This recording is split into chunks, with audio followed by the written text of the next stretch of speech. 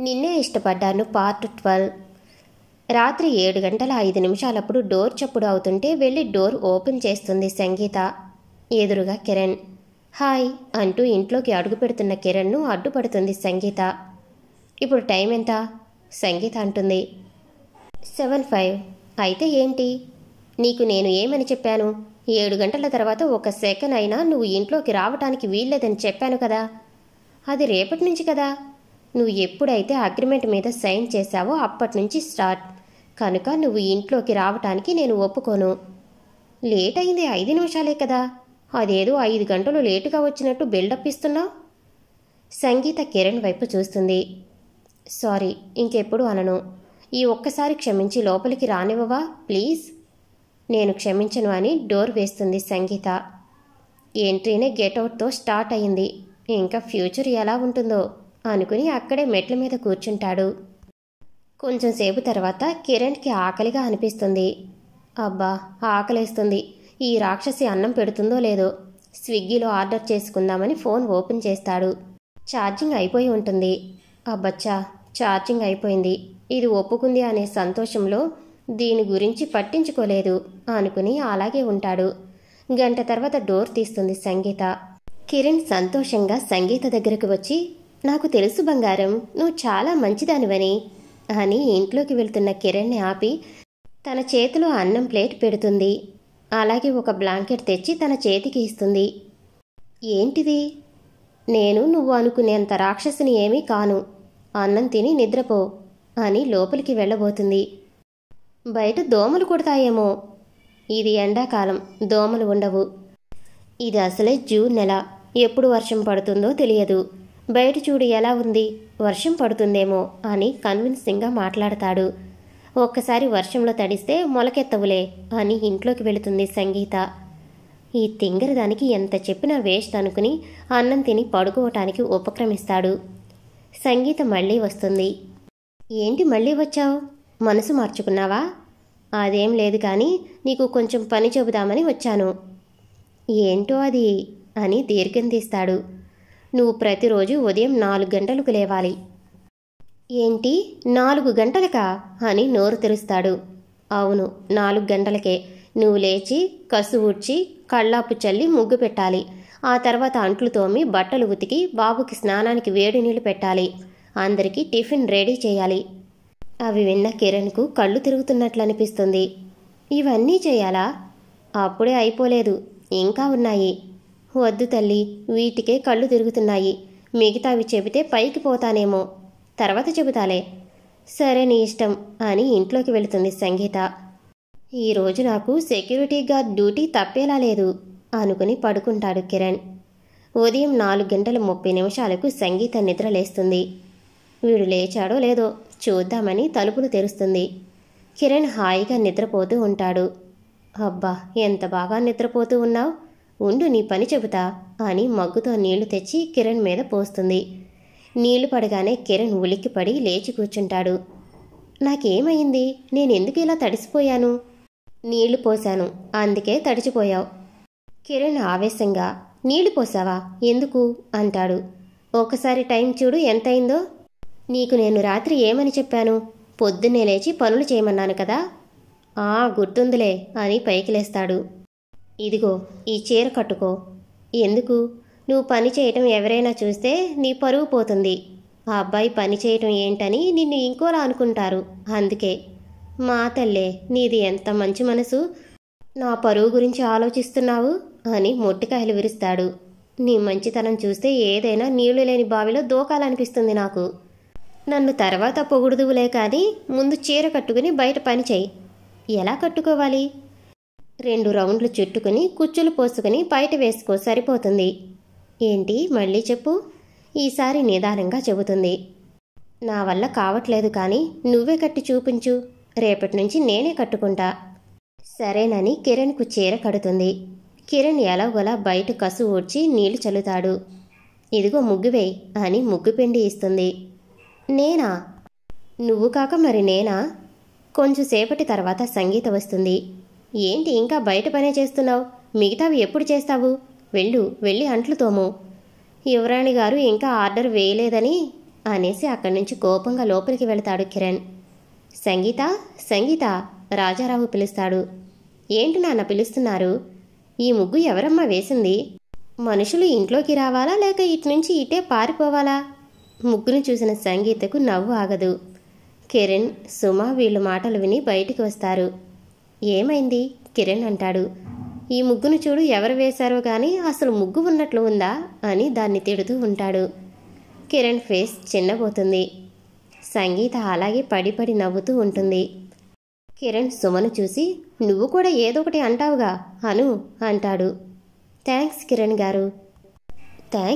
Thanks ఎందుకు అని ఆశ్చర్యంగా అడుగుతాడు. ఒక్కసారి మా అక్కను చూడండి. చాలా రోజుల తర్వాత మా అక్క ఇంతలా నవ్వటం చూస్తున్నాను. అప్పుడు గమనిస్తాడు కిరణ్ సంగీతను. సంగీత అలా నవ్వుతూ ఉంటే చాలా అందంగా ఉంటుంది. కిరణ్ సంగీతను అలాగే చూస్తూ ఉండిపోతాడు. కొంచెం సేపటి తర్వాత సంగీత అది గమనించి, ఏయ్ ఏంటలా చూస్తున్నావు? లోపలికి వెళ్ళి బాబుకి స్నానానికి నీళ్లు పెట్టుపో అని కిరణ్తో కోపంగా అంటుంది. కానీ ఆ మాటలో కోపం కన్నా బెరుకే ఎక్కువగా ఉంటుంది. కిరణ్ యూట్యూబ్ ఓపెన్ చేసి ఉప్మా ఎలా చేయాలో చూస్తూ టమోటాలు తరుగుతూ ఉంటాడు. చెయ్యి కట్ అవుతుంది. అమ్మో చెయ్యి కట్ అయింది, ఫస్ట్ ఎయిడ్ బాక్స్ ఎక్కడా అని కంగారు పెట్టేస్తాడు ఇంట్లో వాళ్ళను. సంగీత ఫస్ట్ ఎయిడ్ బాక్స్ కిరణ్ చేతికిస్తూ, వంట చేసేటప్పుడు ఇలాంటివి అన్నీ కామన్. నువ్వు ఇంత చిన్నదానికి ఇల్లు పీకి పందిరి వేస్తే ఎలా అని అక్కడి నుంచి రూమ్లోకి వెళ్తుంది. ఏంటి కామన్? పొద్దున్నుంచి అసలు గ్యాప్ ఇవ్వకుండానే పనులు చేయిస్తుంది రాక్షసి. నీ కూతురి శాడిజం మొత్తం నా మీద చేయిస్తుంది అని రాజారావు దగ్గర వాపోతాడు కిరణ్. సంగీత ఫ్రెష్ అయి వచ్చి టిఫిన్ తిని, నాట్ బ్యాడ్, బాగానే చేశావు అని కిరణ్ను మెచ్చుకుంటుంది. సంగీత మెచ్చుకోగానే కిరణ్కు గాల్లో తేలిపోతున్నట్లు ఉంటుంది. నీకు వంట రాదేమో, లంచ్కి నేను ప్రిపేర్ చేద్దామనుకున్నాను, కానీ నువ్వు బాగానే చేశావు, నువ్వే లంచ్ కూడా ప్రిపేర్ చేయి అని బాబు దగ్గరికి వెళ్తుంది సంగీత. ఒక్కసారి పైనుంచి కింద పడ్డట్లు అనిపిస్తుంది. నీకెందుకురా ఈ ఓవర్ యాక్టింగ్? నీకు రాకపోతే సుమను అడిగి రిక్వెస్ట్ చేసి చేయించుకున్నావు. అదే నువ్వు చేసుంటే రేపటి నుంచి కనీసం నీకు ఈ పనైనా తప్పేది కదా అని తిట్టుకుంటాడు. ఆ రోజు అంతా ఇలాగే కిరణ్ను ఒక పనోడి చేత చేయించే పనులు చేయిస్తుంది. కిరణ్ను కూరగాయల మార్కెట్ దాకా నడిపించి కూరగాయలు తెప్పిస్తుంది, సరుకులు తెప్పిస్తుంది. ప్రతి పనిని కిరణ్ చేత చేయిస్తుంది. ఈ ఆడవాళ్ళు చాలా గొప్పోళ్ళురా బాబు. ఇంట్లో పనులు చేసేదే కాకుండా ఆఫీసులో పనులు కూడా చేస్తారు అని ఆడవాళ్ళందరికీ హృదయపూర్వకంగా వందనాలు చెబుతాడు.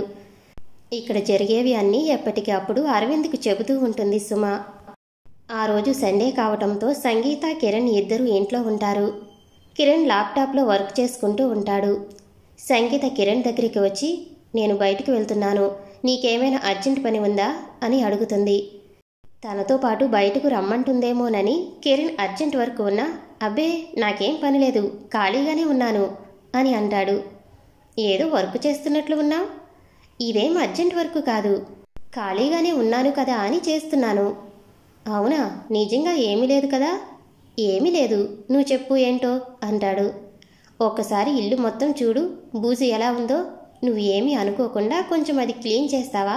నేనే చేసేదాన్ని, కానీ వీడిని పట్టుకుని చేయటం నాకు కుదరదు. వీడికి అసలే డస్ట్ అలర్జీ, అందుకే నేను వీడిని తీసుకుని బయటికి వెళ్తున్నాను, నువ్వు ఈ పని చేయి అని చెప్పి వెళ్తుంది సంగీత. అప్పటి వరకు ఎనర్జీగా ఉన్న కిరణ్ ఒక్కసారిగా గాలిపోయిన బెలూన్లా అవుతాడు. నీకు ఎందుకురా ఇంత నోటిదోలా అని తన తల కొట్టుకుని సంగీత చెప్పిన పనిలో పడతాడు. సంగీత బయటికి వెళ్ళి వచ్చి డోర్ కొడుతుంది.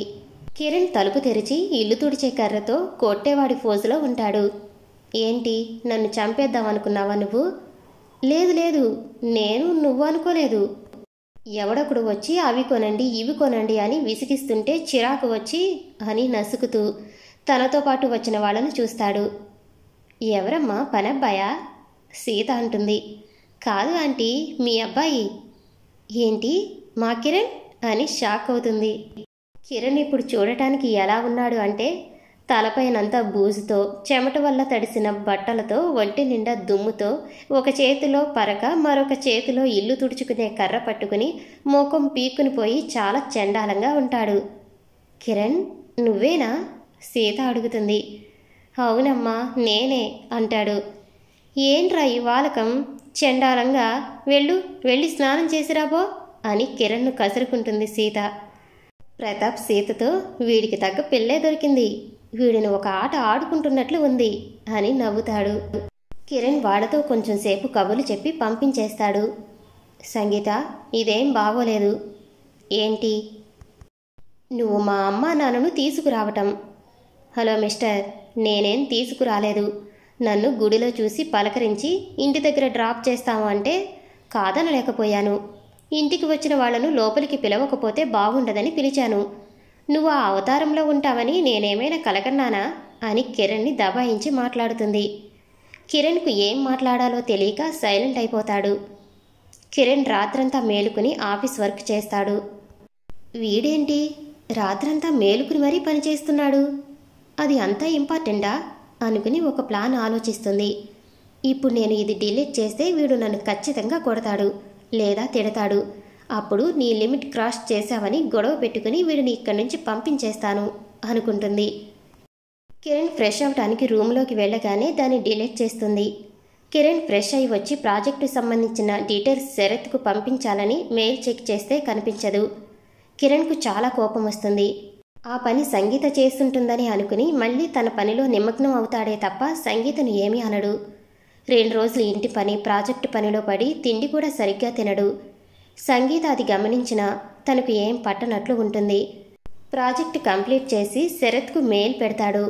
అప్పటికే 2 రోజుల నుంచి నిద్ర లేకపోవటంతో అలసట అతని ముఖంలో స్పష్టంగా కనిపిస్తూ ఉంటుంది. రోజు మాదిరే కిరణ్ను నిద్ర లేపటానికి వస్తుంది సంగీత.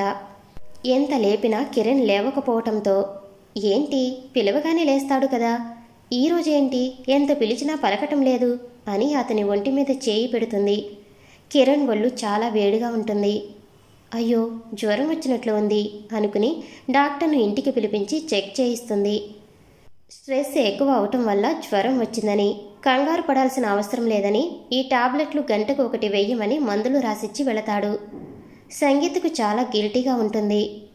నా వల్లే తనకు ఇలా అయిందని బాధపడుతుంది. తనను చాలా కష్టాలు పెట్టాను, కానీ ఏ రోజు నన్ను ఏమీ అనలేదు. నేను తనతో చాలా ఫులిష్గా బిహేవ్ చేస్తున్నాను, ఇంకెప్పుడు ఇలా చేయకూడదు అనుకుంటుంది. ఆ రోజంతా కిరణ్ను కంటికి రెప్పలా చూసుకుంటుంది. ఆ మరుసటి రోజు కళ్ళు తెరుస్తాడు కిరణ్. కిరణ్ కళ్ళు తెరవగానే తన ప్రాణం తనకు వచ్చినట్లు ఫీల్ అవుతుంది సంగీత. కిరణ్ పూర్తిగా కోలుకోగానే మళ్ళీ యథాప్రకారం తన పనిలో పడతాడు. కిరణ్ వంట చేస్తుంటే అక్కడికి వస్తుంది సుమ. ఏం చేస్తున్నారు కిరణ్ గారు? వంట చేస్తున్నాను. ఇప్పుడు ఎలా ఉంది మీ ఆరోగ్యం? ఓకే, బాగుంది. మీ అక్క ఏం చేస్తుంది? నిద్రపోతుంది. నేను వచ్చిన తర్వాత మీ అక్క రాక్షసికి ఏ పని లేకుండా పోయింది. మీరు మా అక్కను ఇలా అనటం ఏం బాగోలేదు. మీకు తెలుసా, మీకు హెల్త్ బాగోకపోతే నిద్ర మానుకుని మరీ మీకు సేవ చేసింది. మీ అక్క వల్లేగా నాకు ఈ జ్వరం వచ్చింది అని సంగీతను తిడుతూ ఉంటే సుమకు కోపం వచ్చి కాలుతున్న అట్లకర్రను కిరణ్ చేతికి పెడుతుంది. అబ్బా రాక్షసి, నువ్వు మీ అక్క ఇద్దరు ఒకటే.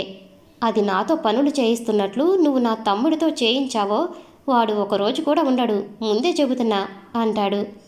సుమ షాక్ అయ్యి కిరణ్ను చూస్తూ ఉంటుంది. నాకు తెలుసు నువ్వు మా అరవింద్ ప్రేమించుకుంటున్నారు అని.